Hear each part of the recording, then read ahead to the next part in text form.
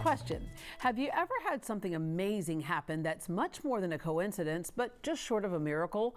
Our next guests call it a Godwink. Ever since coining the phrase, Squire Rushnell and his wife Louise Duard have chronicled inspirational stories in their New York Times bestselling series of Godwinks books and movies. Their latest book is Godwinks for Moms, highlighting true stories from over 35 mothers. It's a great baby shower gift, by the way. Squire and Louise stopped by to share how this phenomenon provides joy and relief even when people are going through tough times. Squire and Louise, we want to reintroduce you to people who might not know who you are. But Squire, New York Times bestselling author, speaker, veteran TV executive, 75 Emmy Awards, just a few.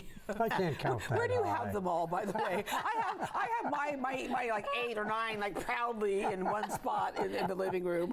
All right, and Louise, you are one of the best comedic impressionist and speaker and TV host. You two actually met kind of by a Godwink, if you will. Oh, we did. Everything, our whole life is a Godwink. Everything we encounter every single day. Our Godwinks, those little experiences people thought were coincidence, but we know came from divine origin. Yeah. You know, what's interesting, as we live our lives forward, we understand it backwards. When I look back and see how God put Squire in the perfect place at the perfect time for us to meet. And at that time, you know, he was just my boss at ABC, and then it wasn't until 20 years later we met up again. You again? Yes. And then we got married. All right.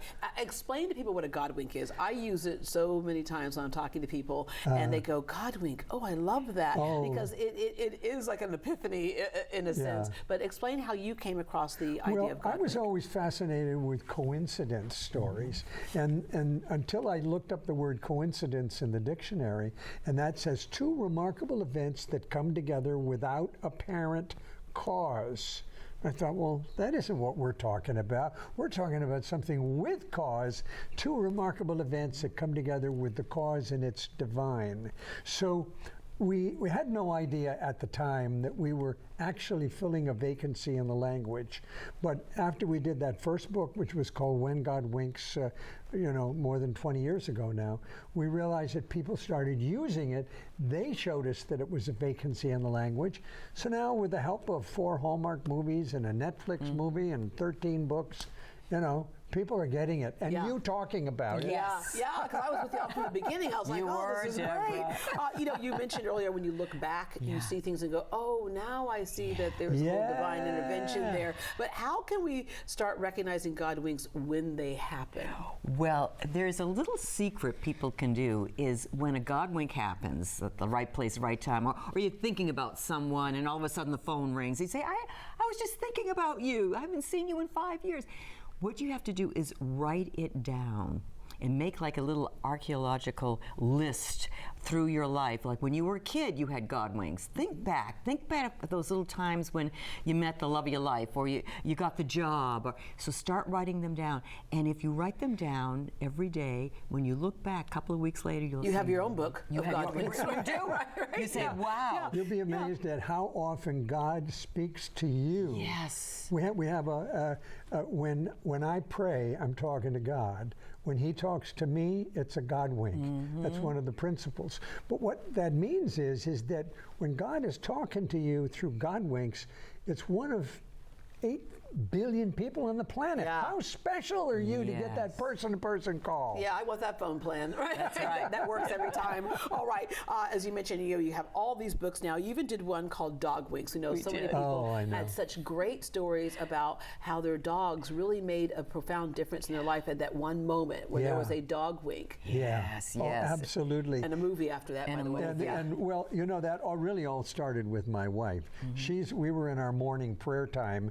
We came out of that prayer time, and I swear God is speaking to her during that prayer time. She said, I think we ought to do a book about dogs. And Squire said, honey, we don't even have a dog. I said, I know, but I just feel like we're supposed to do that. So he said, well, where are we going to find the stories?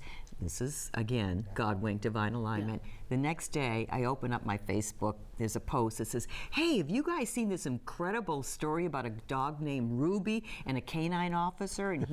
And this canine officer officer gets this dog out of a shelter, and the most amazing Godwinks happen. Yeah. And we read the story in the newspaper. Yeah. We called up the canine officer.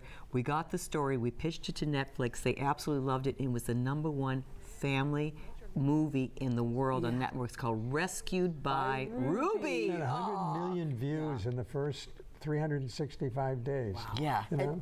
And just how you have things come to you like that about the dog Yeah. wings, you're like, okay, moms, Yes.